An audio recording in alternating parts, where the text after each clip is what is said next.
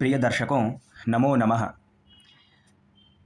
संस्कृत सुधा नामक YouTube channel पर आप सभी का हार्दिक स्वागत है।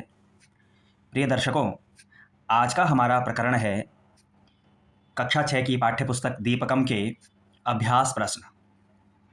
साथियों, यह पहला पाठ है जिसका नाम था वयम वर्णमालाम पठामः, जिसमें हमने वर्णमाला के बारे में पढ़ा, उच्चारण स्थानों के बारे में पढ़ा। अब साथियों, इसके अभ्यास प्रश्न को करेंगे। वयम अभ्यासम कुर्मः कस्य चित्रम वदन्तु लिखन्तु च। पहले प्रश्न में पूछा कि जो ये चित्र दिए गए हैं, यह चित्र किसका है। इसको छात्र उच्चारण भी करेंगे और साथ साथ में लिखेंगे भी।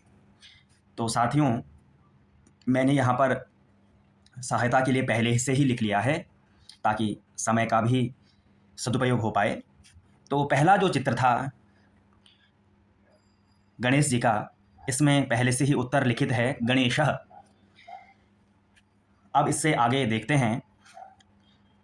जो दूसरा चित्र है छात्रों, वह कबूतर का है और उसको संस्कृत में कहते हैं कपोतः।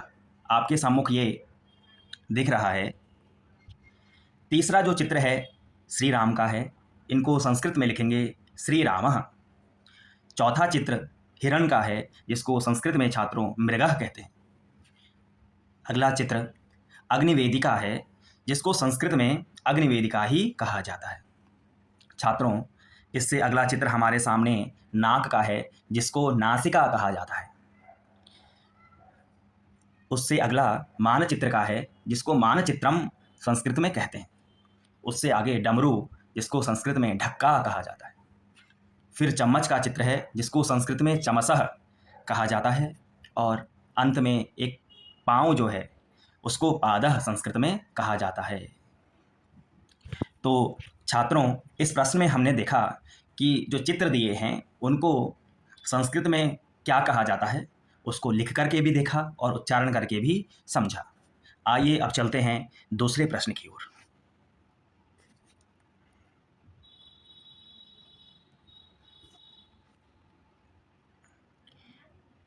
प्रिय छात्रों, जो दूसरा प्रश्न है चित्रम पश्यन्तु, अर्थात चित्र देखिए, पट्टिकातः समुचितान वर्ण समूहान चित्वा रिक्त स्थानानि पूरयन्तु। नीचे एक मंजूसा, एक बॉक्स दिया हुआ है। उस मंजूसा से आपने सही वर्ण समूह को ले करके और रिक्त स्थान भरने हैं। पहला उदाहरण इन्होंने दिया पंकजम, अर्थात कमल। तो बीच में ग और क को इस नीचे मंजूसा से लेकर के भर दिया है। अब हम चलते हैं आगे। दूसरा है हाथी का सूंड, इसको कहा शुंडः। अगला दांतों को दंताः, दंताः। त्रिशूलम, ढक्का, चंद्रः, वृक्षः, चंचुः, अंकः, शंकः। प्यारे विद्यार्थियों, इसमें अधिकांश संयुक्त अक्षर का प्रयोग किया गया है। उनमें हमने नीचे मंजूसा की सहायता से इन रिक्त स्थानों को भर लिया है और इनका उच्चारण करना भी एक बार सीख लिया है।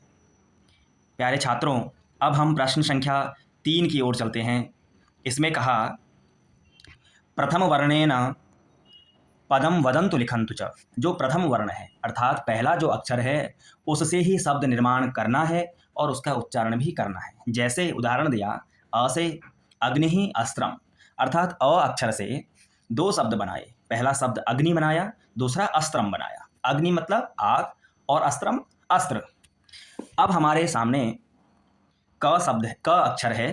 क अक्षर से पहले कपोतः, दूसरा शब्द बनाया कंदुकः। कपोतः अर्थात कबूतर, कंदुकः बॉल। अगला अक्षर है च। च से चंद्रः अर्थात चंद्रमा, दूसरा शब्द बनाया चंचुः अर्थात चोंच। तीसरा अक्षर है प। प से शब्द बनाए पयः, अर्थात पय के कई अर्थ हैं, जिसमें सामान्यतः पानी या दूध हम ग्रहण कर सकते हैं। दूसरा शब्द बनाया पत्रम, यानी पत्र। चौथा जो अक्षर है वो है र। र से पहला शब्द बनाया रक्तः अर्थात लाल और दूसरा बनाया रिक्तः यानी खाली। छात्रों, संस्कृत के बारे में आप जानते हैं कि इसमें एक शब्द अनेक अर्थक होता है, एक एक शब्द के अनेक अर्थ होते हैं, इसलिए हम यहाँ पर सामान्य अर्थों को ही देखेंगे। जैसे यहाँ पर पत्रम शब्द है, उसके भी दो अर्थ हैं, जैसे पत्र हो गया, पत्ता हो गया, पयः के भी दूध, पानी, है ना। रक्तः जो है लाल, तो अनेक प्रकार के इनके अर्थ भी होते हैं। हम यहाँ पर सामान्य अर्थों को लेकर चलेंगे। उसी के आगे म अक्षर से मम मुखम, मम मतलब मेरा और मुखम अर्थात मुख। अगला अक्षर ह से हस्तः अर्थात हाथ, हंसः हंस पक्षी। त अक्षर से तव अर्थात तेरा, तरुः अर्थात वृक्ष। व अक्षर से वर्णः अर्थात अक्षर, वेणुः यानी बांसुरी। तो छात्रों, एक एक प्रथम अक्षर से हमने दो दो शब्दों का निर्माण यहाँ पर किया। अब हम चौथे प्रश्न की ओर चलेंगे। छात्रों, चौथे प्रश्न में पूछा स्वपरिवारस्य सदस्यानां पूर्णनामानि लिखन्तु। आप अपने परिवार के सदस्यों का पूरा नाम इसमें लिखेंगे। जैसे एक उदाहरण के लिए समझेंगे। प्रथम है माता। माता, उनकी उपाधि है श्रीमती। अब उनका जो प्रथम नाम है, जिसको हम इंग्लिश में फर्स्ट नेम कहते हैं, वो है रेखा। उदाहरण के लिए मध्य नाम है देवी, और ये मिडिल नेम, और अंत्य नाम यह जो लास्ट नेम के नाम से जाना जाता है, यदि वो कुछ है तो उसको वहाँ पर लिख लेंगे। ऐसे ही जो पिता हैं, उनकी उपाधि है श्रीमान अर्थात श्री। उनका जो नाम होगा छात्रों, आपको यहाँ पर भर लेना है। प्रथम नाम, द्वितीय मध्य का नाम और अंत्य नाम, है ना। फर्स्ट नेम, मिडिल नेम और लास्ट नेम। ऐसे ही भगिनी अर्थात बहन, उनकी उपाधि है सुश्री, यदि अविवाहित हैं। ऐसे ही उनका नाम आगे है भ्राता यानी भाई, फिर पितामही यानी दादी जी, फिर पितामह अर्थात दादाजी, मातामही नानी जी, और अगला है मातामह अर्थात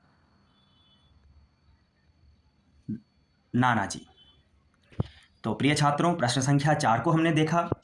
अब आपके सम्मुख प्रश्न संख्या 5 है। कक्षायाः शिक्षिकाणां शिक्षकाणां च पूर्णनामानि लिखन्तु।